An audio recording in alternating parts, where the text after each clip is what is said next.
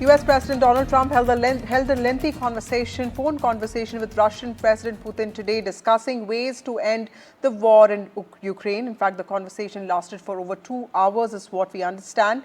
And the Russian president has reportedly emphasized the need for what he calls compromises that suit both sides. And this is before a ceasefire that can be reached. He has also expressed support for a peaceful resolution. He has also signaled readiness to work with Kyiv on a memorandum paving the way for future peace talks. President Trump, meanwhile, spoke briefly on the phone with Ukrainian President Zelensky as well, and this was before the call that he made to President Putin. States set forth his position regarding the cessation of hostilities and the truth. On my behalf, that Russia also wants a peaceful resolution of the Ukraine crisis. By the way, contacts between the participants in the Istanbul talks, they resumed, so this gives us hope that overall we're headed in the right direction. Now, Foreign Secretary Vikram Misri told a parliamentary panel today that India's conflict with Pakistan was always in the conventional domain and that there was no nuclear signaling by Pakistan. Vikram Misri, who led Centre's briefing on India's Operation Sindoor, has reiterated that the decision to arrive at a ceasefire understanding was reached at a bilateral level with no third-party mediation. And this was even as panel members raised repeated assertions by the United States of America on its role in stopping the 4-day-long military conflict between India and Pakistan. The panel also unanimously condemned the trolling of Foreign Secretary Vikram Misri and also praised his professional conduct, is what we understand. Let's look at some reactions. The fact is that this was a very, very thorough discussion. Many of the MPs had thoughtful questions to ask. There was even a desire to have a resolution expressing solidarity with the Foreign Secretary in the face of the unwarranted attacks upon him. He himself requested there should be no resolution, but it was a unanimous sentiment of the committee that he has performed good service for the nation and we all stand with him. And that was not a formal resolution, but it was definitely the wish of everyone. We have had a good discussion and we are parting, as you can see, in very positive spirit. As for the parliamentary delegation of members are concerned, I have said this in the afternoon, that the centre cannot decide unilaterally who will go from which party. They have to ask for names, they have to call and arrange for wider deliberations with all political parties, especially with the political parties belonging to the opposition camp. And then if you ask for the names, if you ask 5 names from Trinamool will nominate 5 members of parliaments to be a part of those delegations. Instead of sending parliamentarians, we should be sending the family members of the martyrs or the victims' family or the survivors. We should be sending the brave armed forces, the officers who have led Operation Sindoor from the front lines. On the remarks of S. Jaishankar, Vikram Misri told the panel, the sources indicated to us that he stated that ME has already clarified it was after the first stage of Operation Sindoor, India alerted Pakistan that we will hit their air bases and refusing that whatever had been stated by the Congress party is misinterpreted. It was also stated by Vikram Misri to the panel, and sources have told us that India is pushing hard for placing Pakistan in the blacklist. Of course, the questions were also asked by some of the members that what's India's stance on Turkey. It has been stated that diplomatically we are working towards it. Apart from it, of course, the panel also asked about the social media influence and what India has done diplomatically to isolate. Of course, the Foreign Secretary clearly mentioned that various steps had been taken in the past as far as banning the Pakistani YouTube channels, the social media handles which propagate false agenda, and it was a brief answers that was given, and a very satisfactory in nature, as being told by many in the panel to NDTV. It was also about Foreign Secretary rebuting the assertions, denying any such diplomatic setback. If when asked by one of the panel member to Foreign Secretary that does India feel isolated as far as diplomatically, it was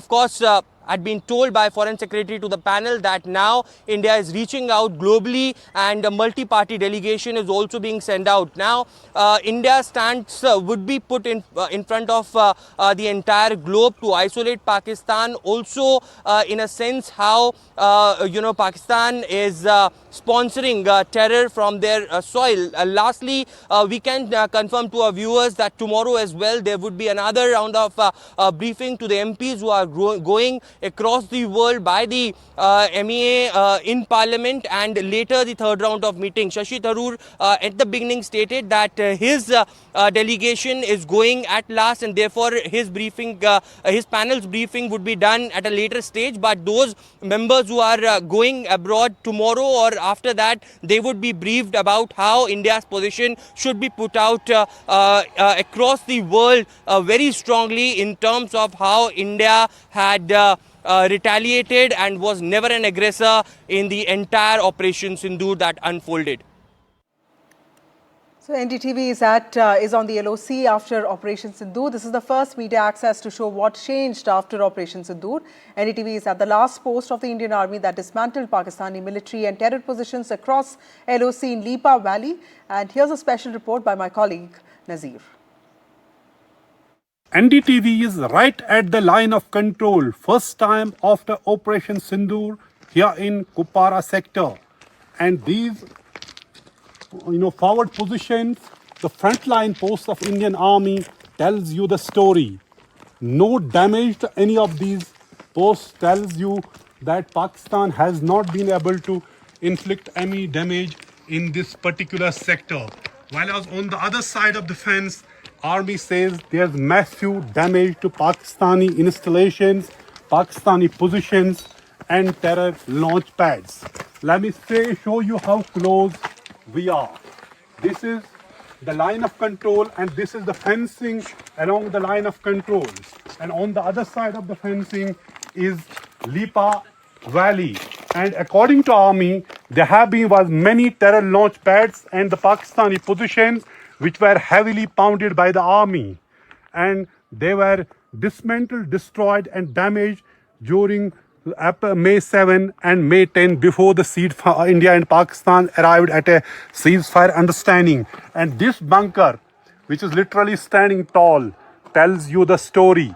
Which side of the fence has actually suffered damage. It was the, the war-like clashes where both sides used artillery. They used missiles against each other.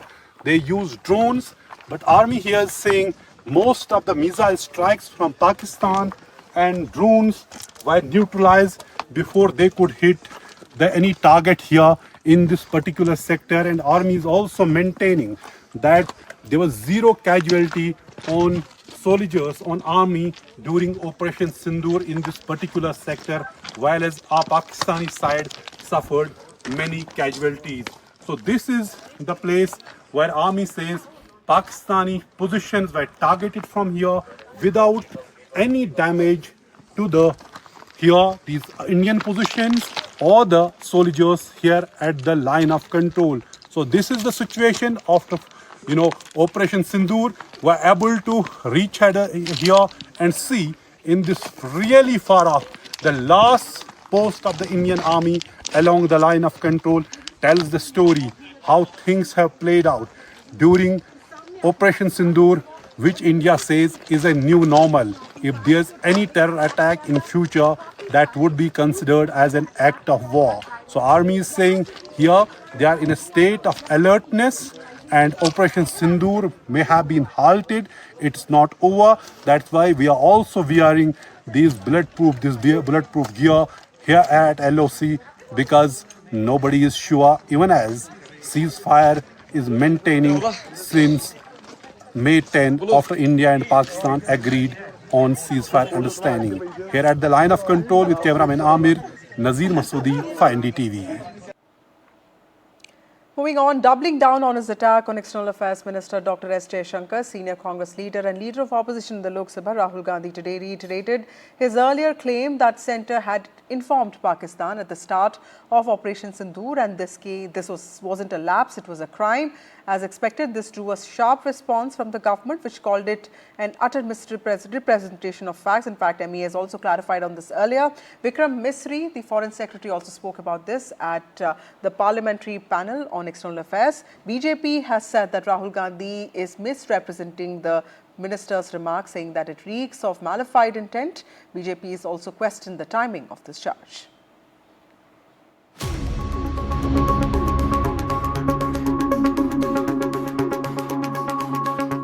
At the start of the operation, we had sent a message to Pakistan saying we are striking at terrorist infrastructure. We are not striking at the military. So the military has an option of standing out and not interfering in this process. They chose not to take that good advice. A remark about messaging. Read by Leader of Opposition Rahul Gandhi as an actual message sent to Pakistan before Operation Sindoor began. Rahul Gandhi has accused External Affairs Minister of committing what he terms a crime, informing Pakistan at the start of India's attack, resulting in the loss of an Indian aircraft. Rahul Gandhi reiterated the question, how many fighters has India lost? The Ministry of External Affairs was quick to fact-check Rahul Gandhi, calling out the utter misrepresentation of facts. There were warnings at the start of the operation, but none before. And these were alluded to at the joint briefing after Pakistan was put in its place. Air Marshal Bharti even took a question on fighters lost at one of the briefings. Here's what he had to say. So can you give a number of assets we lost? Because there's been a lot of speculation going on, international media writing a lot of things about our platforms, including Rafale. The details, what could have been, how many numbers, which platform did we lose? You know, at this time, I would not like to comment on that because we are still in a combat situation. And if I comment on anything, it will only be adversary. So we don't want to give him any advantage at this stage. But the Congress took the battle forward, accusing the government of dealing in Sindoor. The BJP hit back in equal measure. सिंदूर का सौदा होता रहा, प्रधानमंत्री चुप रहे. विदेश मंत्री के मुंह से एक शब्द नहीं निकल रहा, दोनों के मुंह से नहीं निकल रहा. कांग्रेस पार्टी और कांग्रेस के नेता कितने गिरेंगे, ये इससे पता चलता है जब एक बार फिर अपनी सेनाओं की क्षमता पर प्रश्न चिन्ह किसी और ने नहीं बल्कि स्वयं राहुल गांधी जी ने खड़ा किया. The timing of Rahul Gandhi's questions under fire with the government in open book mode. From sending an all-party delegation across the world to present the right picture, to briefings, to parliamentary panels, the sole aim busting Pakistan's misinformation bid. Bureau reports NDTV.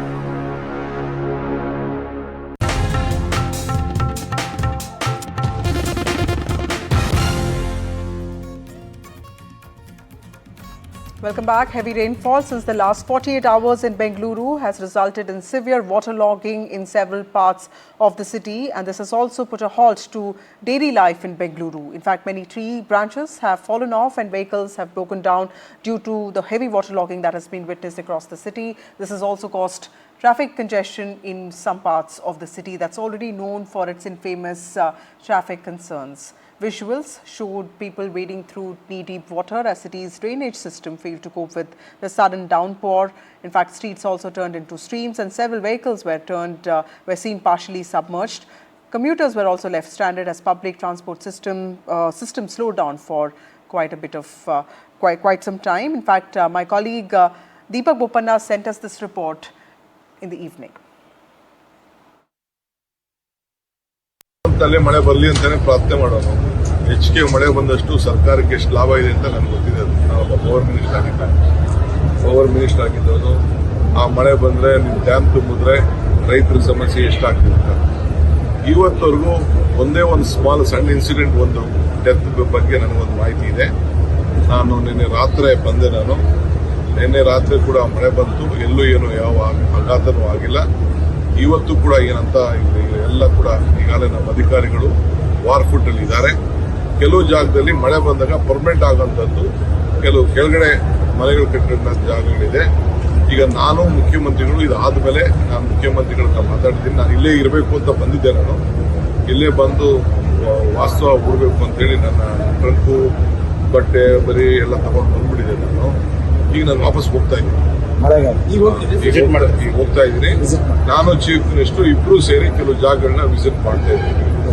Before I could show you the situation at the location that I am in, let me in fact take you through what has happened. It was heavy rains that lashed the city. It has been, rains have been lashing the city over the last few days. What that essentially has done is it has clogged a lot of drains. Now, last night's rain, especially during the VRs around Bomanalli, Silk Board, Electronic City, HBR layout, around Manyata Tech Park, Hebal, Hormao and surrounding areas has left several areas like this completely inundated. Now, I'm standing in HBR layout. You can see how difficult it is for the residents. Many of them not able to get out of their houses right now. They've called for help. Nobody from the civic agency is here. It's 10:30 right now as we record this and report this. And I have been here for the last couple of hours and nobody from, the BPMP is here, the fire department is here. The residents left to fend for themselves. You can see some of them seated outside waiting for help, waiting, hoping that there will be somebody who will come to their, aid. Water has gushed into multiple houses. Many of them not able to get breakfast. I just saw a video of an individual from his terrace pass on breakfast to another neighbor because nobody is able to cook because their appliances are gone, their furniture is gone, water has entered their houses. Now at least 2 to 3 feet of water has reduced. I'm going to request a gentleman here to allow us to show pictures from his house. Right now they're using various things in their house to try to pull out the water, but of course it's not going to be easy right now. I'm going to ask Govind to come here, show us these pictures. आप बता सकते हैं कि पानी कब आया? How bad is the situation? कल 11 बजे से बारिश आ रहा है. कल 11 बजे बहुत बारिश है. आज का नहीं है, कल का नहीं है. ये कभी पानी है, बारिश आया तो ऐसा ही होता है. कौन भी नहीं आता है. हम लोग कंप्लेंट दिया तो करता है, करके बोलता है, नहीं करता है. Another resident here, he also lives close by. Tell us, when did the water enter? How bad has the situation been? Situation is really bad here. Like very small rain also, it gets clogged up every now and then. So the authorities raised the parapet wall of the stormwater drain here. After that, the blockage has started increasing actually. More than the reduction of the flooding, it has increased day by day. So I don't know what was the idea behind doing such new innovations. Which didn't really help. Actually. Well, US President Donald Trump has had a lengthy conversation with Russian President Putin. In fact, he has discussed ways to end the war in Ukraine. And this conversation, what we understand, lasted for over 2 hours. Putin reportedly emphasized on the need on what he calls compromises that would suit both sides before a ceasefire could be reached, while he has also expressed support for a peaceful resolution, signaled readiness to work with Kyiv on a memorandum that could pave the way for future peace talks. This lengthy conversation also saw President Trump speaking briefly on the phone. Before that, he spoke briefly on the phone with Ukrainian President Zelensky, and this was before he made that call to President Putin.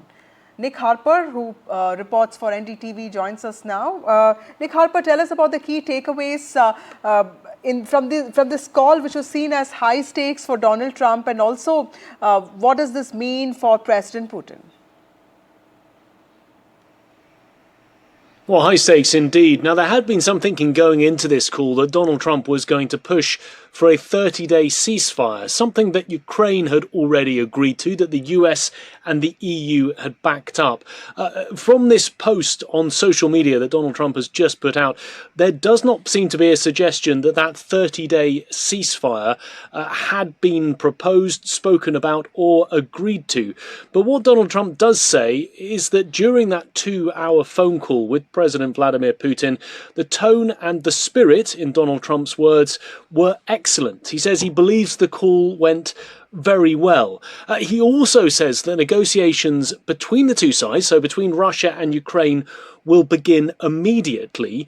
However, he doesn't give precise details of when or where those negotiations will begin. But he does suggest that the Vatican might be willing to host those negotiations.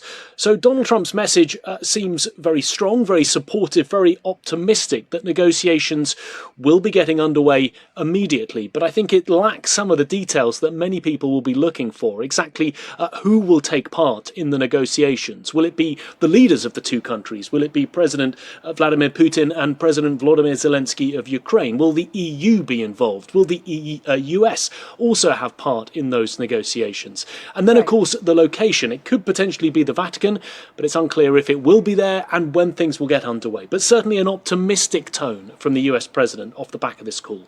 Right. Also, Nick, the timing of these diplomatic efforts, because Ukraine has said that this is also Russia. This is also a time when Russia has launched its largest drone barrage against Ukraine since the war began in February 2020. So tell us, 2022, what does this mean for Ukraine specifically, and also Russian media reporting that Russian president would agree on a memorandum that could pave the way for future talks? Would that be something that that could also bring lasting peace?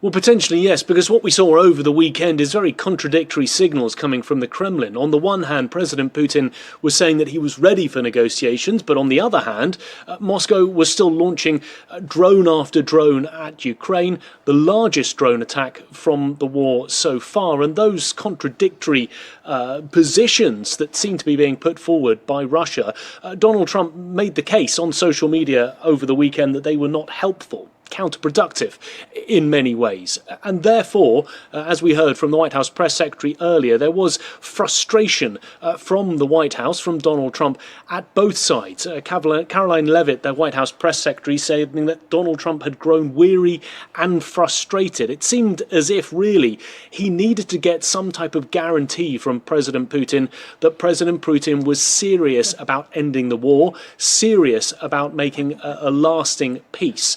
It looks as if that seems to have come out of that phone call, at least enough positive noises coming from the Russian leader to suggest that he is serious about ending this more than 3-year conflict. Also, Nick Harper, what are the real possibilities of Vatican getting involved in this? Is there a precedent of the Pope getting involved in diplomatic affairs, especially to end wars? And do you see a chance of that happening in this case? Yeah, it's very unclear to know exactly how far along the lines that conversation has progressed between the White House and the Vatican. Of course, the new Pope is an American, originally from Chicago, born and raised. But it's unclear if Donald Trump has spoken to the Pope specifically about doing these negotiations. That suggestion at the end of this social media post seems to suggest that some sort of conversation has taken place. But it would undoubtedly show that there is a willingness, a determination from the Vatican to ensure that there is peace on the European continent. But unclear at this stage exactly how the Vatican would facilitate those negotiations. Right. Thank you, Nick Harper, for joining us with those very important details. 2-hour-long phone conversation that was held between US President Donald Trump with Russian President Putin today, discussing ways to end the Russia-Ukraine war. With that, it's time for a short break. More news and updates on the other side.